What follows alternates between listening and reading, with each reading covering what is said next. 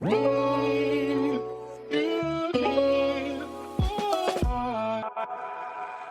talked about the BRRRR method. So for people who are not familiar with that, they understand the basics. Hey, I can buy a house and flip it.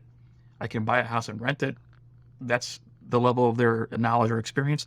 What is this magic BRRRR method that I've heard so much about? Yeah, it's kind of a buzzword over the last couple of years. That's primarily thanks to an online podcast / blog site called BRRRR, who I'll give a little bit of a plug there. They've been a huge resource to me, free education, basically an unlimited amount. So, my strategy is primarily buy and hold, right? You buy the house, you buy the property, you put a tenant in there. Hopefully it covers the mortgage, and then a few extra bucks every month gets set aside for, say, repairs. Then a few bucks goes to your property manager. And then above that, hopefully you have a few bucks to put in your pocket at the end of the day. So with the BRRRR, your traditional way of that you would think of purchasing a property, because this is how any average home buyer would buy a property. You'd either save up 10 to 20%, let's say $100,000 house. So we're going to save up $20,000. We're going to go put that $20,000 down. We're going to contact the bank. The bank's going to pay for the other $80,000. So now we're living in this $100,000 house with an $80,000 mortgage. So that's your conventional method. With the BRRRR method, you're not doing much different than that. You're just switching up your order of operations. You're still doing all those things. So to keep with my $100,000 house example, right? So with the BRRRR strategy, you want to look for a distressed property, kind of like you're flipping a house. All right. So let's say we're in a neighborhood, the houses are going for 100,000, but here's this one, it's 50. It needs a ton of work.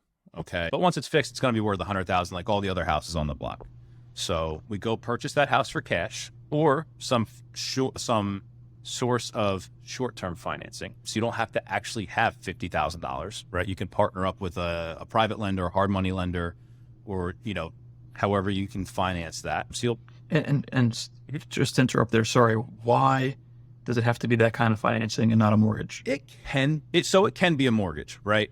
But a lot of the time it's a little more inefficient. A lot of times those deals you kind of have to move a little quicker on. A lot of time there's other cash offers on the table. They might not entertain something with a conventional mortgage. A conventional lender may not lend on a distressed property, depending on what type of work is needed, but totally an option to get a conventional as well. It's just not the traditional way that it's done. It's just a little less efficient, just for those reasons. But yeah, you could use conventional financing as well. It just doesn't always work out as well. So we'll acquire that asset for $50,000, however we pay for it, usually some form of cash. It's going to need $25,000 worth of work to get it up to that $100,000 value. So we get that $25,000 of work done.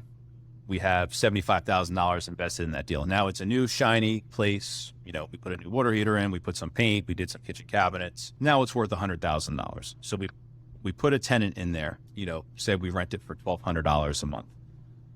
After our tenant is placed in there, we go to the bank and say, hey, I have this house that's worth $100,000. Will you finance this?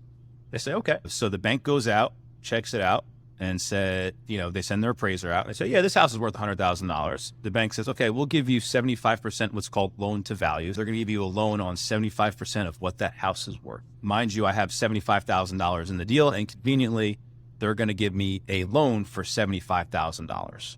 So we go close on that loan. I get a mortgage, let's say $600 a month on something like that with taxes and everything. So now I get my $75,000 back at the closing table. I have a mortgage for $600 a month, but that asset is now rented for $1,200 a month. So going back to your rate of return, theoretically, you're making an infinite rate of return because you have zero money invested in the deal. Hope I explained that okay. And let me just... No, that was great. So when I say BRRRR, because people are probably wondering what that is, so I just explained the steps of that. So it's a buy is the B, first B. So you're acquiring it. Oh, geez, I'm going to mess up the R's. Rehab. So you fix it up. Then you rent it. Rent. Third R is refinance. And then the fifth R is repeat. So the repeat, right now I have my $75,000 back. All right, I'm going to go find the next $50,000 house on the block that's going to be worth 100 with 25 worth of work.